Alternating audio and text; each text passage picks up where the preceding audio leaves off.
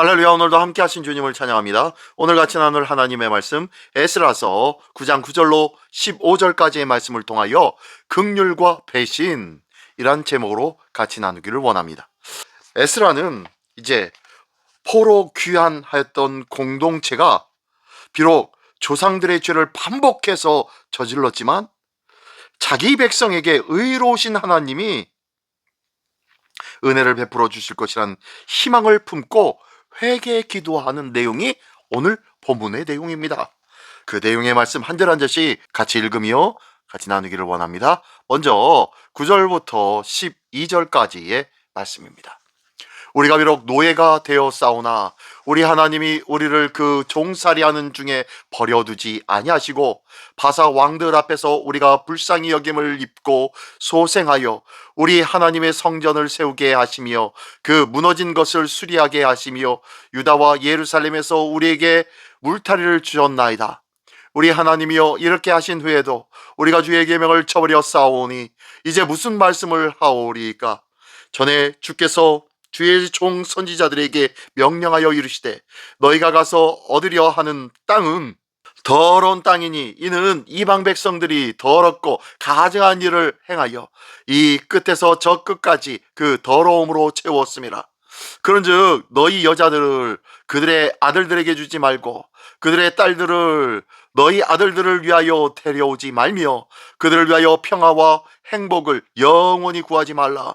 그리하면 너희가 왕성하여 그 땅의 아름다운 것을 먹으며 그 땅을 자손에게 물려주어 영원한 유산으로 물려주게 되리라 하셨나이다. 아멘. 아멘. 네, 먼저 첫 번째 단락 9절부터 12절까지의 말씀에서는요, 하나님의 긍휼로 회복된 백성의 모습을 말씀해주고 있습니다. 에스라는요, 이스라엘 백성이 비록 종이 되었으나 하나님께서 잠시 은혜를 베푸셔서 포로였던 자들에게 참 피난처를 주시고 거룩한 처소의 못과 같이 거룩한 모습으로 회복하여 주시기도 하였습니다. 그리고 성전과 성벽을 세우게 하신 것을 감사하며 고백하고 있습니다. 그러나 그들이 이러한 은혜를 받았음에도 불구하고 하나님의 계명을 어기고 이방 민족들과 혼인하여 부정하게 되었다고 고백하고 있는 내용이 10절, 12절에 또한 말씀하고 있는 것이에요. 하나님의 백성은 과거의 실패 가운데서도 하나님의 긍휼로 다시 일어섰던 백성입니다.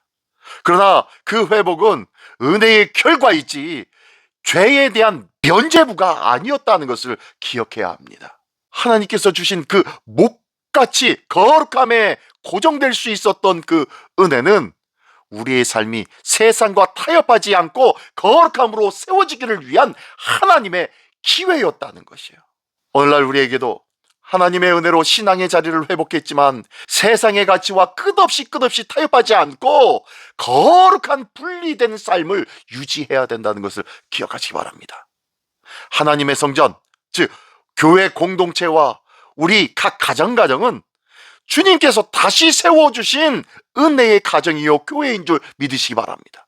그 은혜의 이유는 세속과 혼합되지 않고 거룩하게 구별되는 삶을 살으라는 하나님의 은혜라는 거예요.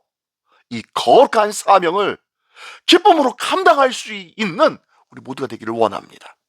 주님께서 이 거룩을 유지하는 것이 바로 우리에게 주신 사명이라는 거예요.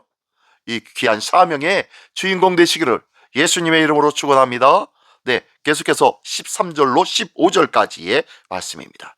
우리의 악한 행실과 큰 죄로 말미암아 이 모든 일을 당하여 싸우나 우리 하나님이 우리 죄악보다 형벌을 가볍게 하시고 이만큼 백성을 남겨주셨사오니 우리가 어찌 다시 주의 계명을 거역하고 이 가증한 백성들과 통혼하오리이까? 그리하면 주께서 어찌하여 우리를 멸하시고 남아 피할 자가 없도록 진노하시지 아니하시리이까?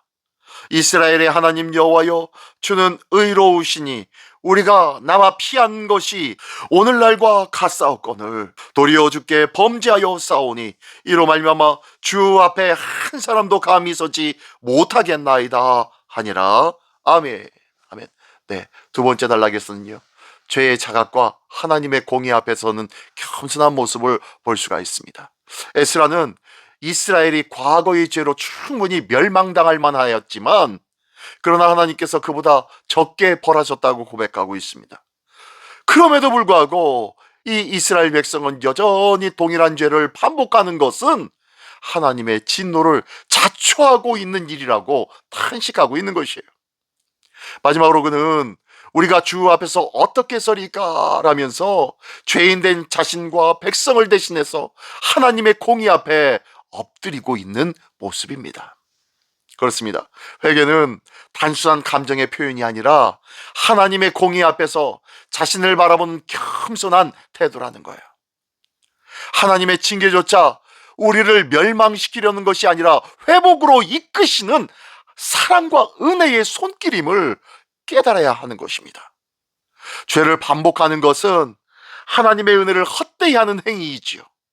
진정한 회개는 죄의 자리에서 돌이켜서 그것을 떠나는 결단을 하는 것이 바로 회개라는 것입니다.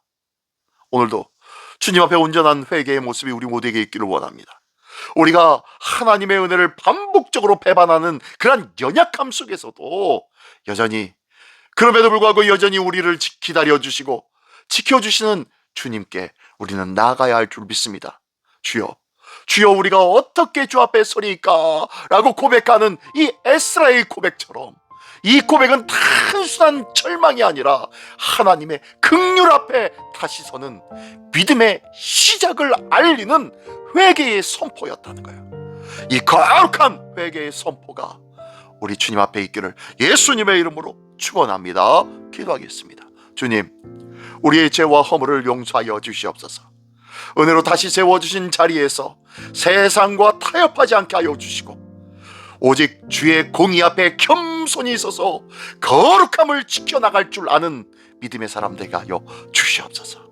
우리를 긍휼히 여기시고 다시 주님의 은혜의 못에 붙들리게 하여 주시옵소서.